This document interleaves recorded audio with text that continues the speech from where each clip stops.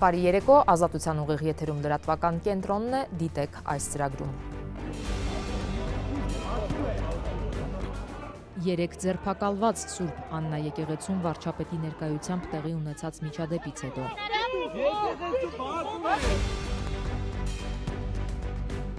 Սամվել Կարապետյանի ուժեղ Հայաստանը հայտարարում է, որ վաղը դաշինք կկազմի հուշագիր ստորագրելով քաղաքական երկու ուժի հետ։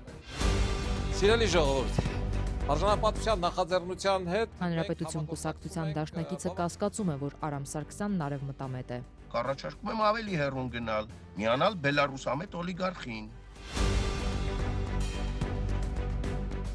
ԱՄՆ նախագահ Դոնալդ Թրամփը չի բացառել, որ կփորձեն գրավել Խարկ կղզին, որտեղից իրանական նավթն է արտահանվում։ Իրանցիները սպառնացել են, որ պատասխանը չի ուշանա։ Իրանի արտաքին գործերի նախարար Աբբաս Արաղչին շնորհակալություն է հայտնել Հայաստանին հումանիտար աջակցության և ծանր շրջանում բարեկամական կեցվածքի համար։ Ինչու մրցակցության պաշտպանության հանձնաժողովը վարույթ չի հարուցել Veolia ջուր ընկերության դեմ մոտ 200 բողոքներից հետո։ Իրավաբանը սա քաղաքական որոշում է համարում։ Հանձնաժողովն ասում է, հարցը իր տիրույթում չէ։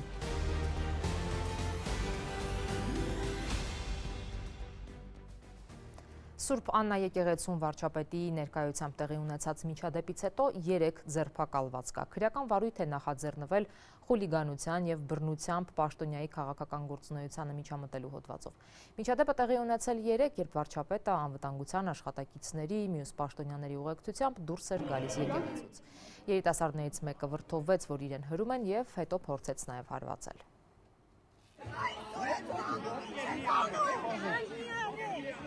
Երևանի Սուրբ Աննա եկեղեցում կիրակնօրյա միջադեպից հետո քննչականը վարույթ է նախաձեռնել 2 հոդվածով՝ խուլիգանության և պաշտոնյայի օրինական ծառայողական կամ քաղաքական գործունեությանը միջամտելու նպատակով նրա նկատմամբ բռնություն գործադրելու։ Քննչականի փոխանցմամբ ձերբակալվածները 3-ն են։ Նրանցից 2-ը 2007 թվականին ծնված եղբայրներ Դավիթ և Միքայել Մինասյաններն են, երրորդը Գևորգ Գևորգյանը։ Վերջինս անցած շաբաթ մասնակցում էր 44-օրյա պատերազմի զեկույցը հանրայնացնելու պահանջով խորհրդարանի դիմացի ակցիաներին։ Այս պահի դրությամբ 3-ին էլ մեղադրանք առաջադրված չէ։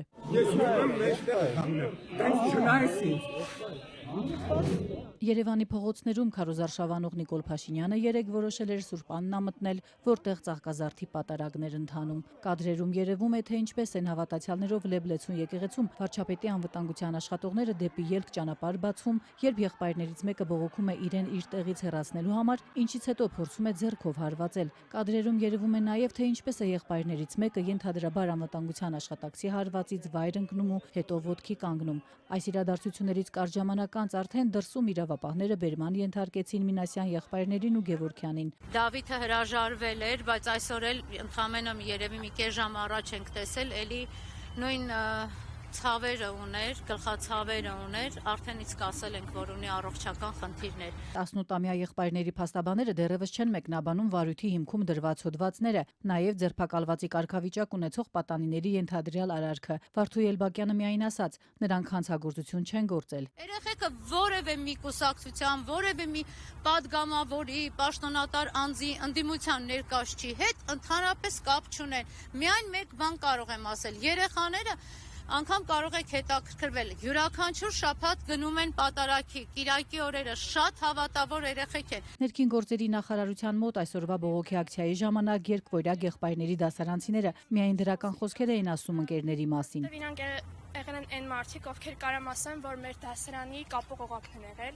միշտ բարի, միշտ օգնող։ Իսկ երեկվա իրադարձությունների կենտրոնում հայտնված Սուրբ Աննայում այսօր եւս եռուզեռ էր։ Մանուկների օրհնության կարգ էր ծաղկազարդին արվում, ու այդ դրսում էին անում տերհայրերը, քանի որ երեխեքը շատ էին, որ ներսում քաշքշոտ չի լինի, հա, երեխեքի մեջ դրսում էին անում։ Ու այդ ծեսի ժամանակ միանգամից աղմուկ սկսվեց, փաստորեն որոշներ քաղաքացիական հագուստով էին, ոստիկանական չէին միանշանակ, որովհետև ուղղակի էլի սովորական մարդիկ էին թվում, ու ոստիկանները միանգամից շատ հավաքվեցին, ահագին շատ, ասենք մի հայ տղայի դեմ, այսպես մի հոծ բազմություն ոստիկաններ էլ ու քաշելով, պոկրտելով, շորեր հակից հանելով, բան են էլի հանցագործ էին բռնել, շատ լուրջ ազգի դավաճան էին բռնել, այս քաշքշելով տանում էին։ Երեկվա միջադեպին ականատես մի կին զայրացած էր կատարվածից։ Կինը, որ չցանկացավ նկարահանվել, պատմեց, որ եկեղեցում պատարագին մասնակցող հավատացյալներից շատերը վարչապետին մեղմ ասած լավ չընդունեցին։ Շատ մարդիկ կային, որոնք ուղղակի չէին դիմանում, գոռում են դուրս արի, ինչ գործ ունես այդտեղ։ Ինչու 3 կրքերը թեժացան ու հավատացյալների մի մասին դուր չեկավ մոտ 1 տարի առաջ հակակաթողիկոսական արշավ սկսած վարչապետի մուտքը եկեղեցի։ Իրավապաշտպան Աննա Մելիքյանի կարծիքով հատկապես ընտրություններից առաջ մթնոլորտը թեժացած է, ինչի դեմ առաջին հերթին հենց իշխանությունը պետք է միջոցներ ձեռնարկի։ Այստեղ իրականում շատ կարևոր է եւ կարծում եմ իրոք պատասխանատու, որպեսզի կրքերը չկրկնվեն, այդ թվում իշխանության կանխարգելիչ գործողությունների միջոցով, բայց պետք է արձանագրենք, որ պատժիչ գործողությունների միջոցով հակառակը կարծում եմ իրավիճակը ավելի շատ է լարվելու եւ երբ որ համաչափ չի արձագանքը եւ պատժողական է արձագանքը ոչ թե կանխարգելիչ, ըստ էության կարող ենք տեսնել ավելի շատ դեպքեր։ Իշխանությունները պետք է ավելի զգուշավոր եւ զգայուն լինեն, որ նմանատիպ իրավիճակները չկրկնվեն։ Անցած 1 շաբաթվա մյուս աղմկահարույց դեպքերն է հիշում իրավապաշտպանը։ Դրանցից է մետրոյում վարչապետի եւ արցախցի կնոջ միջև վեճը, շաբաթավերջում էլ ազգային ժողովի նախագահի ու քաղաքացու փոխադարձ հայհոյանքները։ Հիմա էլ երեկվա միջադեպը։ Անկախ նրանից, թե ինչու է վրդովվել այդ երիտասարդը, կարծում եմ կարևոր է արձանագրել, որ բռնություն գործադրելը, անկախ նրանից ուղղված էր վարչապետին, թե նրա թիկնազորի անդամներին, ըստ էության կարծում եմ, որ չեն կարող արդարացնել, հա, որևէ պայմաններում, հատկապես որ ինքնապաշտպանություն չէ, թեև կարծես թե կադրի ետևում լսվում է, որ ինձ քաշում են եւ այլն, այսինքն մի քիչ խառը իրավիճակի ըստ էության եւ արդեն քննությունը պետք է ենթադրում եմ, պետք է բարձի, թե արդյոք նպատակ է ունեցել իրոք հարվածելու ու ում հարվածելու։ Մինչ պատանիների փաստաբանները պնդում են, նրանք կապ չունեն քաղաքականության հետ, կուսակցական չեն, իշխանության ներկայացուցիչներն իրենց հերթին այս ամենը ուղիղ կապում են կաթողիկոսի հետ։ Վարչապետի աշխատակազմի ղեկավար Արայիկ Հարությունյանի խոսքով Գարեգին II-ը եկեղեցին վերածել է քաղաքականության մեջ մերժվածների աղանդի։ Սա ոչ այլ ինչ է, քան աղանդի վերածված մի խմբակ Կտրիչ Ներսիսյանի գլխավորությամբ, որ իրանք են որոշում, այդ եկեղեցի ով պետքա մտնի, ով չպետքա մտնի, իրենց հաճելի մարդիկ այնտեղ պետք է լինեն, թե չէ։ Մարդու իրավունքների պաշտպանն է անդրադարձել երեկվա միջադեպին։ Պաշտպանի ներկայացուցիչներն այցելել են ձերբակալվածներին զրուցել նրանց հետ։ Անահիտ Մանասյանն ընդգծել է, յուրաքանչյուր ոք ունի կարծիքն ազատ արտահայտելու, իշխանությանը քննադատելու իրավունք, բայց դա չպետք է ուղեկցվի այլանձանց, այդ թվում պաշտոնյաների նկատմամբ բռնությամբ, բռնության կոչերով, ատելության խոսքի դրսևորումներով։ Իրավասու մարմիններից Մանասյանը պահանջում է պահպանել իրավաչափության սկզբունքն ու զերծ մնալ անհամաչափ ուժի կիրառումից։ Նա նաև համերաշխության կոչ է անում ատելության խոսքի տարածման փոխարեն։ Վարչապետ Նիկոլ Փաշինյանը մինչ այդ ընտրություններից առաջ դարձյալ պատերազմ թե խաղաղություն երկընտրանքի վրա է հանրության ուշադրությունը բևեռում։ Թեև ընդդիմադիր ուժերը չեն հայտարարել, որ իշխանության գալու դեպքում Փաշինյանի նախաստորագրած փաստաթուղթը չեղարկելու են, բայց Փաշինյանը իր հիմնական մրցակիցներին Ռոբերտ Քոչարյանին, Սամվել Կարապետյանին եւ Գագիկ Ծառուկյանին շարունակում է ներկայացնել որպես պատերազմի կուսակցություն, պնդելով, որ խաղաղությունը միայն իր թիմի հաղթանակի դեպքում է երաշխավորված։ Ազգային ժողովի ընտրություններից հետո պատերազմ թե խաղաղություն, վարչապետն ու ընդդիմադիրները պաշտոնական քարոզարշավից մոտ 1 ամիս առաջ այս հարցի շուրջ բանավեճն էլ ավելի են սրում։ Նիկոլ Փաշինյանը այսօր մի տեսանյութ հրապարակեց, որտեղ հակադարձեց իր ընդդիմադիրների այն պնդումներին, որ պատերազմներ եղել են հենց իր իշխանության օրոք։ Իսկ դրան նախորդած շրջանը խաղաղության տարիներ էին։ Իհարկե, պնդումը ցինիկ սուտ է, հենց թեկուզ այն փաստի բերումով, որ ընդհանրապես անկախությունից ի վեր եւ 1994 թվականի հրադադարից հետո էլ մենք ամեն տարի ունեցել ենք զոհեր եւ վիրավորներ Ադրբեջանի հետ փոխհրաձգության արդյունքում։ Փաշինյանը, որ պատերազմի կուսակցություն է անվանում ընտրություններին մասնակցելու հայտ ներկայացրած երկրորդ նախագահ Ռոբերտ Քոչարյանի, գործարարներ Սամվել Կարապետյանի եւ Գագիկ Ծառուկյանի ուժերին այսօր ասաց, թե խաղաղության մասին նրանց պատկերացումն այն է, որ մշտապես զոհեր լինեն։ Իսկ քաղաքացիական պայմանագրինը ճիշտ հակառակն է, խաղաղություն նշանակում է զոհերի, վիրավորների բացակայություն։ Իմ ասածը այն է, որ մենք նախորդող շրջանում երբեք չենք ունեցել խաղաղություն, այլ ունեցել ենք պատերազմի հետաձգում։ Պարադոքսալը այստեղ է, որ ինքը փորձում է այդ պատերազմի վտանգը կապել մի մարդու հետ, որի նախագահության ժամանակ ամենից խաղաղ տարիներն էին։ Ես այդ միտքը կրկնեմ, գոնե մեկ միջին, այսպես ասենք, ծավալի միջադեպ չենք ունեցել սահմանների վրա։ Եվ ամենակից զոհերն ենք ունեցել բանակում։ Ամենիշի զոհերը միջադեպ չի եղել։ Փորձ նույնիսկ չի եղել որևէ բան որևէ տեղ անել։ Վարչապետն այսօր ընդգծեց անկախությունից հետո 2025-ը առաջին օրացույցային տարին է, երբ սահմանին Ադրբեջանի հետ փոխհրաձգության հետևանքով զոհեր չեն եղել։ Իսկ նախկինում ասած խաղաղություն չէր, ընդամենը պատերազմ էր հետաձգվում։ Եվ նույնիսկ դրա համար Փաշինյանի կարծիքով Հայաստանը կոնկրետ գին է վճարել։ Պատերազմի հետաձգման համար մենք վճարել ենք Հայաստանի անկախությունով, ինքնիշխանությունով, պետականությունով, Հայաստանի քաղաքացիների բարեկեցությամբ եւ տնտեսական զարգացմամբ։ Ռոբերտ Քոչարյանը մինչդեռ ասում է, եթե 2021 թվականի ընտրություններին հաղթեր Հայաստան դաշինքը, չէր ստորագրվի Պրահայի քառակողմ հայտարարությունը, պատերազմ չէր լինի եւ Լեռնային Ղարաբաղը չէր դատարկվի։ Քոչարյանի կարծիքով հնարավոր էր խուսափել նաեւ 2020-ի պատերազմից, իսկ լինելու դեպքում հայկական կողմը չպետք է պարտվեր։ Բայց 2008-ից որևէ պետական պաշտոն չզբաղեցրած Ռոբերտ Քոչարյանը ինչ տեղեկությունների հիման վրա էր նման պնդում անում, չբացահայտեց։ Տարբերությունը այդպիսին չէր, որը պետք է բերեր նման կարգի պարտության։ 21 թվականին, եթե ԿՊ-ն մեծամասնություն չունենար խորհրդարանում,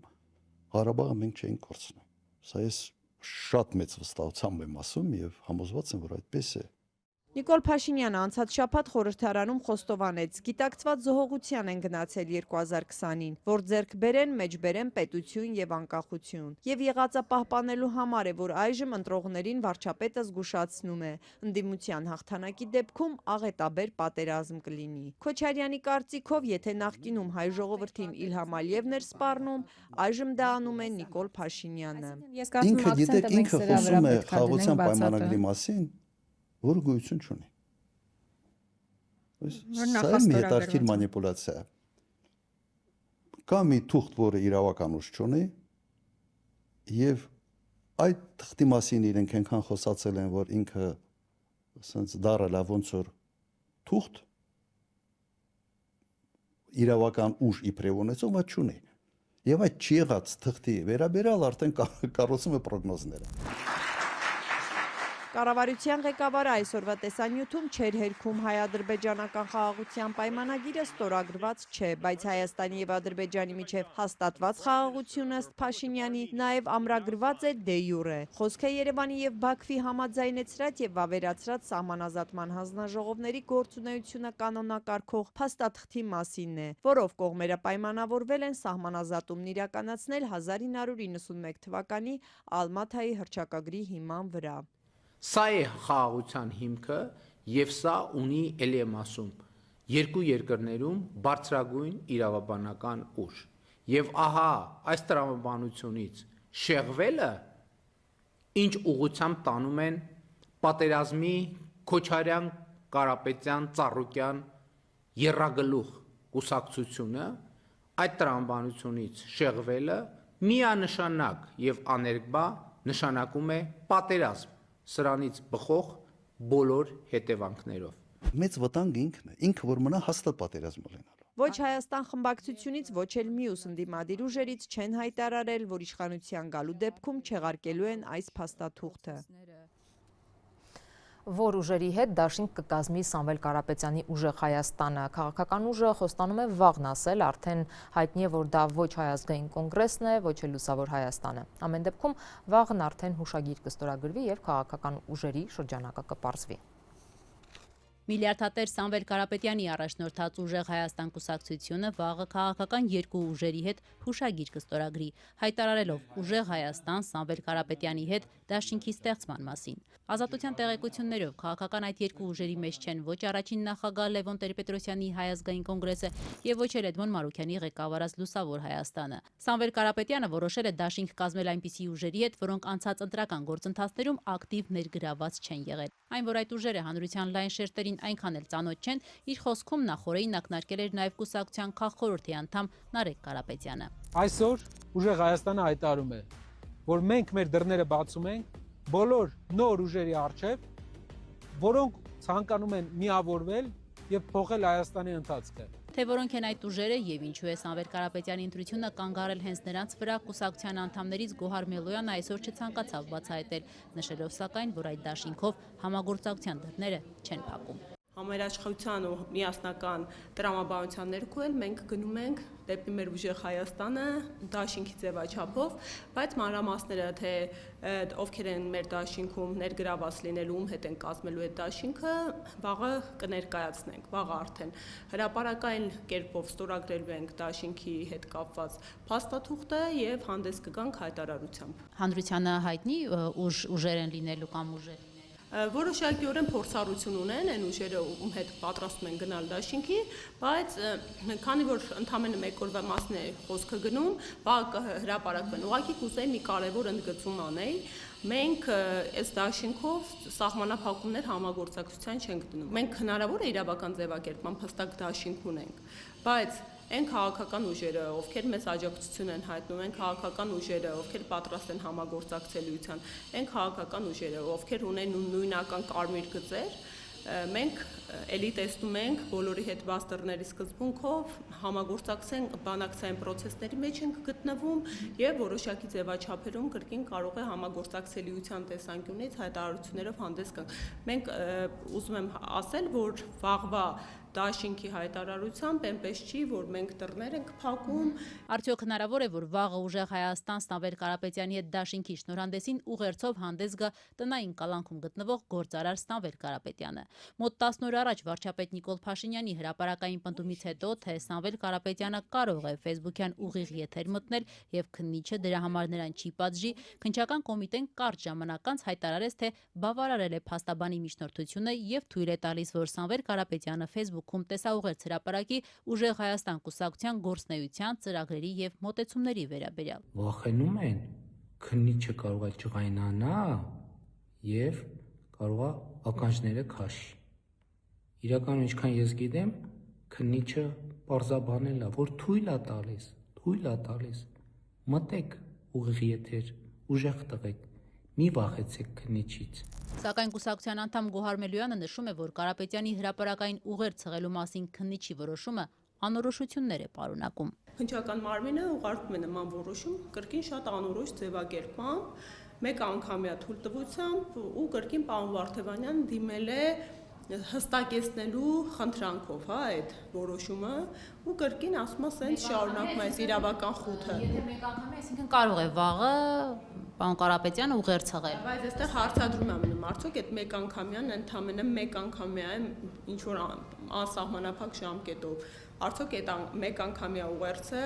օրվա մեջ մեկ անգամ է, մի խոսքով այդտեղ լրջագույն իրավական խութի խնդիր կա, բնավ զարմանալի չէ, որ ինչ որ իրավական ծուղակային տրամաբանություն են ուզում ստեղծեն, իսկ հնարավոր է բանավոր կերպով ասեն օրը մեկ անգամ այո կարող է տեսաուղերձ ունենալ, այդ օրը մեկ անգամը կիրառենք, հետո ասեն չէ, այդ օրը մեկ անգամի նկատի չունենք ու էլի տանեն միջնորդություն, սանկցիաներ է կիրառված, հա, խափանման միջոցի տեսակը ավելի խստացնելու ուղղությամբ։ Գյուղ կանգնի գերանքը կոդրի։ Թիմ կանգնեց հավատարիմ իրար կողքի ցանկացած խնդիր կլուծեն։ Եթե միլիարդատեր գործարար Սամվել Կարապետյանը հունիսի 7-ին ընթരാճ դաշինք է կազմում ընտրություններին ԲՀԿ-ով մասնակցելու մասին հայտարարած խոշոր գործարար Գագիկ Ծառուկյանը իր նախընտրական ծրագրի առաջարկ Հայաստանին նախագծի համակարգող խորհրդի առաջին նիստն է անցկացրել, որին մասնակցում էին քաղաքական, հասարակական ամենատարբեր շրջանակների ներկայացուցիչներ, ներառյալ ԱԱԾ նախկին տնօրեն Միքայել Համբարձումյանը, Դեմոկրատական կուսակցության ղեկավար Արամ Սարգսյանը, արևելագետ Ռուբեն Մելքոնյանը, տնտեսագետ Թաթուլ Մանասերյանը, քաղաքագետներ Ստեփան Դանելյանն ու Երվանդ Բոզոյանը եւ այլոք։ Համակարգող խորհրդի նիստում Գագիկ Ծառուկյանը կրկին պնդել է, իրենք ժողովրդին առաջարկում են երաշխավորված խաղաղություն, ոչ թե այն, ինչ խոստանում է Փաշինյանը։ Անդադ ասում են, որ խաղաղությունը երաշխավորված պետք է լինի, ոչ թե այսօր պայմանավորեցինք Ալիևի հետ խաղաղություն, ինչ խաղաղություն։ Սահմանները, բարձունքները գրաված նստած, թելադրանք, այս պետք է տակ, այս պետք է անեք, որ պետք է 300,000 Հայաստանում մարդ գա բնակվի, իսկ մեր հայրենակիցները որ ասում տեղ թողած, դրա մասին բացառված է խոսել չի կարելի։ Ու դա համարում ենք խաղաղություն։ Իդեպ, միշտ Սամվել Կարապետյանի ու Նիկոլ Փաշինյանի ուժերը իրենց ուրախ եւ ուժեղ ավտոբուսներով շրջում են մարզերում ու մայրաքաղաքում, ԲՀԿ առաջնորդ Գագիկ Ծառուկյանը խոստանում է առաջիկայում խորհրդանշական գնացքով սլանալ մարզեր, ժողովրդին ներկայացնելով իր առաջարկ Հայաստանին ծրագիրը։ Թիմի անդամներն ու խորհրդանշական գնացքը շրջելու են հանրապետության բոլոր մարզերում, ներկայացնելով ծրագրի գլխավոր թեզերը։ Մինչ այդ հակակոռուպցիոն կոմիտեն հայտնում է ուժեղ Հայաստանի օգտին քվե ապահովելու համար ընտրակաշառքի բացահայտման մասին։ Կա 5 ձերբակալված, թե ովքեր են նրանք, իրավապահները չեն մանրամասնում։ Միայն հայտնում են, որ մեր ձևով հասարակական կազմակերպության գրասենյակը արմավիրում ընտրակաշառք է բաժանել, որպեսզի ընտրություններին դաշինքի օգտին ձայներ ապահովի։ Ըստ իրավապահների, նախապես խոստացված ընտրակաշառքը ձևակերպվել է որպես աշխատավարձ։ Հրապարակվել են ձայնագրություններ, որոնցից սակայն հստակ չէ ում միջև է զրույցը եւ ինչ հանգամանքներում է այն ձայնագրվել։ Հակակոռուպցիոնը պնդում է նաև, որ մի խումբ անձինք բարեգործություն իրականացնելու արգելքի պայմաններում բժշկական սպասարկման ծախսերը հոգալու նպատակով քաղաքացիներին փետրվարին անհատույց տրամադրել են տարբեր չափերի դրամական միջոցներ։ Գործարար Սամվել Կարապետյանի առաջնորդած ուժեղ Հայաստանից արձագանքել են այս հաղորդագրությանը, պնդելով, որ քաղաքական ուժը իր գործունեությունը ծավալում է սահմանադրության եւ օրենքների շրջանակներում եւ որ կոմիտեի տարածած տեսանյութի մեջ ներկայացված ձայնագրությունը մոնտաժված է, իսկ տեսանյութը անհաջող ֆիլմ։ Ինչ է կատարվում արևմտամետների բևեռում։ Հանրապետություն կուսակցության դաշնակիցը ընտրություններից 2 ամիս առաջ սկսել է կասկածներ հայտնել այն մասին, որ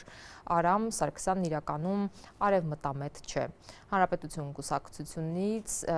նախկին թիմակցի նման մեղադրանքներին արձագանքելը պատվից ցածր են համարում։ Սիրելի ժողովուրդ,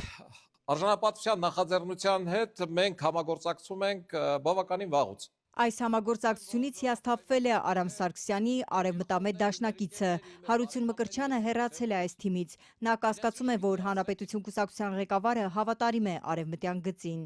Կներեք, արդեն բանական մարդու մտքում չի տեղավորվում, ինչպես կարող է լիբերալ քաղաքական ուժը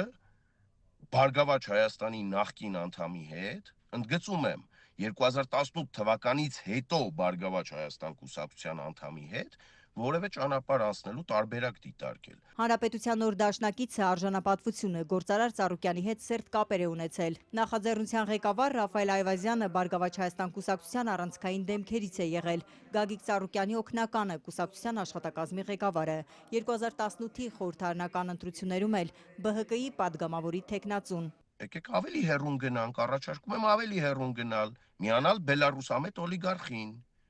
միանալ Ռուսաստանի Դաշնությունից գործ ուղված օլիգարխին։ Հարություն Մկրտչյանը Հանրապետություն կուսակցության անդամ չէր։ Եվ փառք Աստծո, որ չեմ եղել։ Բայց սերտ համագործակցում էր Արամ Սարգսյանի հետ։ Վաղարշապատի վերջին ընտրություններում Հանրապետության համայնքապետի թեկնածուն էր ու 1241 քվե ստացան։ Փոշմանել է, որ թեկնածուն է եղել։ Կամա թե ակամա Հանրապետություն կուսակցությունը քաղաքական դաշտը առողջացնելու ճանապարհին հականի դեր է ստանձնել։ Հարություն Մկրտչյանը Եվրաքվե նախաձեռնության անդամներից է։ Այս նախաձեռնությունը սկսեց ստորագրահավաքը, որ Եվրամիությանը Հայաստանի անդամակցելու գործընթացի մեկնարկի մասին նախագիծը խորհրդարան հասնի։ Արևմտամետների այս բևեռը կարող էր միասնաբար ընտրություններին մասնակցել ու հիմա ըստ Հարություն Մկրտչյանի բևեռը փլուզվում է։ Եվ Հանրապետություն կուսակցությունն է, որ հայտարարել է, որ միայնակ է գնալու ընտրությունների։ Եվ Հանրապետություն կուսակցությունն է, որ իր համագումարում ընդգրկել է համագործակցության ձևաչափով Բելարուսամետ օլիգարխի աջակիցներին, մեղմ ասած, եթե չասենք ջոկատավարներին։ Սա չգիտեմ Արարատի մարզի որ կրթական համալիրում են այսպիսի քաղաքագիտական դասեր տալիս, բայց համենայն դեպս քաղաքագիտության մեջ այդպիսի նոնսենս ասա։ Պահպանողականներն ու լիբերալները չեն կարող միասնական ճակատով հանդես գալ։ Ինձ այնքան հետաքրքիր է այդ վաղարշապատի կա, որ Հարություն Մկրտչյան ճանաչումը կամ ճանաչում էր մինչև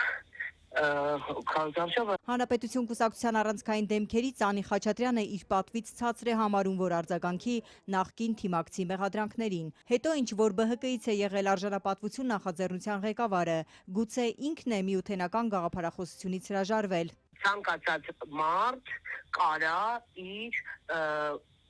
լինի, հա, նախկինում, եթե նույնիսկ ես չգիտեմ, որից է կերպաջակ պրոռուսական կողմնորոշվածություն ունենա, բայց հետո հասկանա դարձի գա, հա, այսպես ասեմ, եւ որոշի, որ արևմուտքը ամենաճիշտ տարբերակն է այսօր Հայաստանի Հանրապետության համար։ Հետո էլ արժանապատվությունը կուսակցություն չէ, նախաձեռնություն է։ Ինչու պետք է գաղափարական ու քաղաքական հակասություններ լինեն, զարմանում է Արևմտամետ կուսակցության ներկայացուցիչը։ Արժանապատվությունը քաղաքական կուսակցություն չի, որ քաղաքական որևէ տարբերություն կամ ինչ-որ բան լինի, նախաձեռնություն է։ Կուսակցական անցյալն էլ ըստ Տանի Խաչատրյանի խոչընդոտ չէ, որ մարդիկ միավորվեն համագործակցեն։ Ինչու՞մ է խնդիրը, բոլոր կուսակցություններում կան թե նախկին ԲԿԿ-ականներ, թե նախկին հանրապետականներ, մարդը իր նախաձեռնությունն ունի, թե նախկինում ինքը ինչ քաղաքական ուժի ցուցակներում ա եղել, դա չգիտեմ։ Իմ այսպես ասեմ, քաղաքական դիրքին համահունչ չի Հարություն Մկրտչյան մեկնաբանելը, ես կամաչեմ։ Արամ Սարգսյանը գաղափարական մերձավորի հրապարակային մեղադրանքներին, որ դաշնակցում է ճիշտ հակառակ Բևեռի գործիչների հետ չի արձագանքել։ Պիտի հայ քաղաքացին, հայ մարդը մեզ կվետա, որ քաղաքականությունը լինի այն ինչ որ գրված է ձեր դրոշի վրա արժանապատիվ, որ քաղաքականությունը լինի նաև բարոյական, որ քաղաքականությունը չվերածվի պիտակներ կպցնելու, սրան նրան հայոյելու։ Հանրապետություն կուսակցությունն էլ է մասնակցելու խորհրդանական ընտրություններին, վարչապետի թեկնածուն Արամ Սարգսյանն է։ Եվ մենք ձեզ ուսախապ չենք անի, շնորհակալություն։ Եթերում Ազատության լրատվական կենտրոնն է, մեր լուրերին կարող եք հետևել նաև Ազատության տելեգրամյան ալիքում, իսկ այս ծրագրի երկրորդ մասում առաջարկում ենք։ ԱՄՆ նախագահ Դոնալդ Թրամփը չի բացառել, որ կփորձեն գրավել Խարկ կղզին, որտեղից իրանական նավթն է արտահանվում։ Իրանցիները սպառնացել են, որ պատասխանը չի ուշանա։ Իրանի արտաքին գործերի նախարար Աբբաս Արաղչին շնորհակալություն է հայտնել Հայաստանին հումանիտար աջակցության և ծանր շրջանում բարեկամական կեցվածքի համար։ Ինչու մրցակցության պաշտպանության հանձնաժողովը վարույթ չի հարուցել Veolia ջուր ընկերության դեմ մոտ 200 բողոքներից հետո։ Իրավաբանը սա քաղաքական որոշում է համարում։ Հանձնաժողովն ասում է, հարցը իր տիրույթում չէ։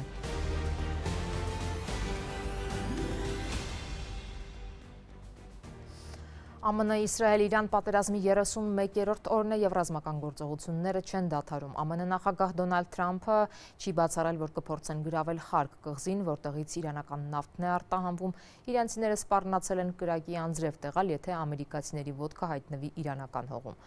Այս ֆոնին շարունակվում են ցնցումները ֆինանսական շուկաներում։ Վաշինգտոնը լրջորեն բանակցում է Թեհրանի հետ պատերազմը դադարեցնելու շուրջ, սակայն եթե շուտով համաձայնության չգան եւ Հորմուզի նեղուցն անմիջապես չբացվի, ԱՄՆ-ն ամբողջությամբ կոչնչացնի Իրանի բոլոր էլեկտրակայանները, նավթահորերն ու Խարկ կղզին, հայտարարել է Դոնալդ Թրամփը։ ԱՄՆ նախագահն անցած շաբաթ էր հնգօրյա ժամկետ տվել Իրանին գործարքի գնալու համար, այլապես սպառնալով հարվածել երկրի էներգետիկ օբյեկտներին, իսկ շաբաթվա սկզբին 10 օրով երկարացրել էր այդ ժամկետը։ Սոցցանցում այսօր արած գրառման մեջ Թրամփը նշել է, որ կոչնչացնեն նաեւ Իրանի խմելու ջրի կայանները, որոնց առ այսօր մտածված ձեռք չեն տվել։ ԱՄՆ նախագահը դարձյալ չի մանրամասնել, թե Իրանից ում հետ են բանակցում։ Միացյալ Նահանգները լուրջ բանակցություններ է վարում նոր եւ ավելի ողջամիտ ռեժիմի հետ, Իրանում մեր ռազմական գործողությունները դադարեցնելու համար։ Մեծ առաջընթաց է գրանցվել։ Մինչ այդ Թրամփը Financial Times-ին ասել էր, որ ԱՄՆ-ն կարող է վերցնել Իրանի նավթը եւ դրա համար գուցե գրավի իրանական Խարկ կղզին, որտեղից արտահանվում է իրանական նավթի մոտ 90%-ը։ Նախագահական ինքնաթիռում էլ լրագրողներին վստահեցրել էր, թե Պակիստանի միջոցով ԱՄՆ-ի եւ Իրանի միջև բանակցությունները մեջբերում են չափազանց լավ են ընթանում եւ գրեթե վստահ է, որ խաղաղության համաձայնություն կկնքվի։ Իրանի արտգործնախարարության խոսնակը մինչդեռ հայտարարել է, որ ԱՄՆ-ի եւ Իրանի միջև ուղիղ բանակցություններ չեն եղել։ Միայն ուղերձներ են փոխանակվել միջնորդների միջոցով։ Էսմայիլ Բաղային նաեւ անդրադարձել է Իրանին ներկայացված առաջարկներին։ Միացյալ Նահանգների պահանջները շատ չափազանցված, անիրատեսական եւ անտրամաբանական են։ Հանդիպումները, որոնք Պակիստանն անցկացնում է հարևան երկրների հետ, ըստ էության իրենց ստեղծած շրջանակն է։ Մենք չենք մասնակցել դրանց։ مشارکتی نداشتیم. Մինչ այդ ամերիկյան Wall Street Journal-ը հայտնել էր, որ Պենտագոնը մի քանի հազար հավելյալ զինվոր է ուղարկում Մերձավոր Արևելք։ Ըստ թերթի Թրամփը մտադիր է ցամաքային գործողություն իրականացնել Իրանում եւ մոտ 450 կիլոգրամ բարձր հարստացված ուրան դուրս բերել երկրից։ New York Times-ն էլ գրում է, որ ԱՄՆ հատուկ նշանակության ուժերից մի քանի 100 զինծառայող արդեն հասել է Մերձավոր Արևելք։ Հղումանելով ամերիկացի երկու անանուն պաշտոնյայի, թերթը գրում է, որ նրանց դեռ կոնկրետ առաջադրանք չի տրվել։ Սակայն զորքը կարող է օգտագործվել Սպահանի միջուկային օբյեկտից հարստացված ուրանը դուրս բերելու, Խար կղզին գրավելու կամ Հորմուզի նեղուցը պաշտպանելու համար։ Թրամփը դեռ որոշում չի կայացրել, ասել են աղբյուրները։ Ըստ BBC-ի Խար կղզու գրավումն էապես կսահմանափակի իրանական նավթի արդյունահանումը եւ երկրին կզրկի իր եկամտի հիմնական աղբյուրից, ինչը կազդի պատերազմ վարելու Իրանի կարողության վրա։ Գրավվելու դեպքում կղզին նաեւ կարող է հարթակ դառնալ Իրանին հարվածելու համար։ Իրանը կրակի անձրև կթափի ամերիկյան զորքի վրա, եթե այն ոտք տնի իրանական տարածք, հայտարարել է խորհրդարանի խոսնակը։ Քանի դեռ ամերիկացիները ձգտում են հասնել նրան, որ Իրանը հանձնվի, մեր պատասխանն այն է, որ երբեք չեն կընդունի նվաստացումը, ասել է Մոհամմադ Բաղեր Ղալիբաֆը։ Ում ինչ անորոշ է, թե արդյոք ԱՄՆ ցամաքային գործողություն կսկսի Իրանում, պատերազմի 31-րդ օրը Իսրայելը շարունակել է հարվածներն Իրանին եւ Լիբանանին։ Իրանական լրատվամիջոցները հաստատել են, որ սպանվել է Իրանի բնական պաշարների եւ ջրային ավազանների կառավարման կազմակերպության պահպանության ստորաբաժանման հրամանատար Մաջիդ Զաքարիայեին։ Վարչապետ Բենյամին Նեթանյահուն բանակին հանձնարարել է ընդլայնել անվտանգության գոտին Լիբանանի հարավում։ Ես հենց նոր հանձնարարել եմ ընդլայնել Լիբանանում գոյություն ունեցող անվտանգության գոտին, ներխուժման սպառնալիքը վճռականորեն կանխելու եւ հակատանկային հրթիռային կրակը մեր սահմանից հեռու պահելու համար։ Իրանն իր հերթին հարվածել է Իսրայելին, այդ թվում Հայֆայի նավթավերամշակման գործարանին։ Իրանը նաև շարունակել է հարվածները Մերձավոր Արևելքի երկրներին։ Բաղդադի Մոհամմադ Ալլա ավիաբազայում ինքնաթիռ է ոչնչացվել։ Մի քանի օր է պատերազմին միացել են նաև Իրանի աջակցությունը վայելող Եմենի հութիները։ Նրանք հրթիռներ են արձակել Իսրայելի ուղղությամբ, խոստանալով ավելի շատ հարձակումներ առաջիկայում։ Սա մտավախություններ է առաջացրել, որ մինչ Իրանը փակ է պահում Հորմուզի նեղուցը, հութիներն էլ կարող են փակել Բաբ էլ-Մանդեբի նեղուցը, որը եւս առևտրային կարևոր ուղի է։ Ու մինչ ռազմական գործողությունները չեն դադարում նաև ցնցումները ֆինանսական շուկաներում։ Նավթի գինն այսօր բարձրացել է մինչև $115 մեկ բարելի դիմաց։ Ակնկալվում է, որ կբարձրանան նաև սննդամթերքի գները, քանզի Հորմուզով է արտահանվում աշխարհում կիրառվող պարարտանյութերի 20-ից 30%-ը։ Իրանցի падգամավոր Ալլայեդին Բորուջերդին հայտարարել է, որ շուտով Հորմուզի նեղուցի վերաբերյալ նոր օրենք կընդունվի, ըստ որի առանց Իրանի թույլտվության ոչ մի նավ չի կարող անցնել նեղուցով։ Նաև անցման համար վճար կսահմանվի։ Իրանի արտաքին գործերի նախարար Աբբաս Արաղչին X-ի իր բլոգում հայերենով շնորհակալություն է հայտնել Հայաստանին հումանիտար աջակցության եւ ծանր շրջանում բարեկամական կեցվածքի համար։ Գրառումը Արաղչին կատարել է Հայաստանի արտգործ նախարար Արարատ Միրզոյանի հետ հեռախոսազրույցից մեկ օր անց։ Միրզոյանն անցած շաբաթ էր հայտնել, որ Հայաստանը Իրանին հումանիտար օգնություն է ուղարկել հիմնականում դեղորայքի տեսքով։ Արաղչին նաեւ երախտագիտություն է հայտնել Ադրբեջանին նրանց մարդասիրական օգնության, ինչպես նաեւ այլ երկրներից օգնություն հասցնելու համար ստեղծված պայմանների համար։ Ամերիկյան համալսարանը վաղվանից կվերադառնա առկա ուսուցման, ավելի վաղ ԲՈՒՀ-ը հայտարարել էր, որ այսօրվա դասը առցանց կանցկացնեն, որոշումը կապված էր Իրանի հայտարարության հետ։ Այն բանից հետո, երբ ուրբաթ եւ շաբաթ օրերին Թեհրանի վրա հասցված հարվածների ընթացքում թիրախավորվել էր նաեւ Գիտության եւ տեխնոլոգիաների համալսարանը, Իրանը հայտարարել էր տարածաշրջանում ամերիկյան համալսարանները թիրախավորելու հնարավորության մասին։ Թեև ուղիղ սպառնալիք Երևանում գտնվող ԲՈՒՀ-ի վերաբերյալ չէր հնչել, ամերիկյան համալսարանը որոշել էր ամեն դեպքում դասերն առցանց իրականացրել։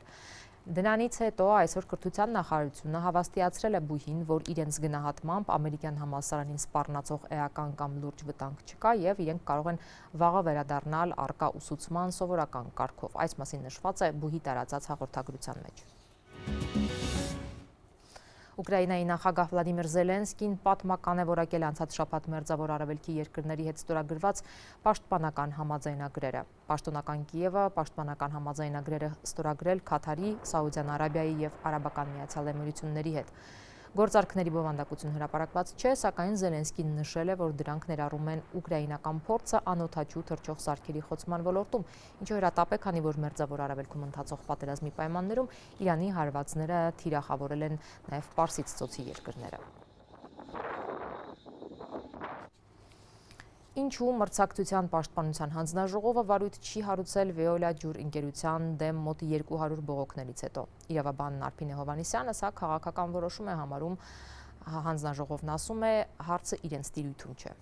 Ցինիզմ եւ ծաղր։ Հենց այսպես կարելի է որակել մրցակցության եւ սպառողների շահերի պաշտպանության հանձնաժողովի որոշումը չհարուցել վարույթ վեոլաջուր ընկերության նկատմամբ։ Մարտի սկզբին իրավաբան արդարադատության նախկին նախարար Արփինե Հովհաննիսյանը վեոլաջուր ընկերության դեմ բողոք էր ուղարկել մրցակցության եւ սպառողների շահերի պաշտպանության հանձնաժողով։ Նա նաեւ դիմումի օրինակ էր հրապարակել, հորդորելով քաղաքացիներին լրացնել դա եւ կրկին հանձնաժողով ուղղել իրենց դժգոհությունները։ 4 օրում հանձնաժողովը շուրջ 190 բողոք էր ստացել, սակայն մերժել է վարույթ հարուցել եւ դիմումները վերահասցեագրել տարածքային կառավարման նախարարություն։ Հովհաննիսյանն ու քաղաքացիները բարձրացրել էին 4 հիմնական խնդիր՝ խմելու ջրի որակ, հավելագրումներ, ջրամատակարարման գրաֆիկ, հաշվիչներ եւ տուգանքներ։ Ըստ Արփինե Հովհաննիսյանի, հենց այս հանձնաժողովը լիազորություն ուներ վարույթ հարուցելու, սակայն նրա կարծիքով դա չի արվել քաղաքական որոշման պատճառով։ Քաղաքական քանզի հանձնաժողովն անկախ չէ, քանզի կառավարությունը թույլ չի տվել հարուցել ըստ էության կարծում եմ